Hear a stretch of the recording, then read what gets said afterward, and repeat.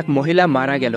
অপর এক মহিলা তাকে গোসল দিতে লাগলো। গোসল দেওয়ার সময় তার হাত যখন মৃত মহিলার উরু থেকে পৌঁছালো, তখন তার আশেপাশে থাকা কয়েকজন মহিলাকে তিনি বললেন, তোমরা কি জানো এই যে মহিলাটি মারা গেছে সে কিন্তু অন্য পুরুষদের সাথে ব্যভিচারে লিপ্ত ছিল।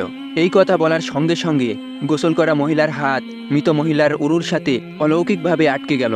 শত চেষ্টার পরেও হাত উরু থেকে আলাদা করা গেল না। এভাবে কেটে গেল ৩ রাত ৩ দিন। এই মহা সমস্যা দূর করার জন্য ইমাম মালিককে ডেকে নিয়ে আসা হলো।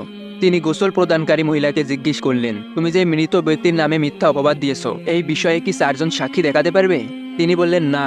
ইমাম মালিক বললেন, এই কুরআনুল কারিমের বিধান অনুযায়ী মৃত ব্যক্তিকে মিথ্যা অপবাদ দেওয়ার কারণে এই গোসল প্রদানকারী মহিলাকে ৮০টি বেতের বাড়ি দেওয়া হোক, তাকে ৮০টি বেতের আঘাত করা হোক। এই কথা বলার সঙ্গে সঙ্গে মৃত মহিলার উরু থেকে তার হাত সরে গেল।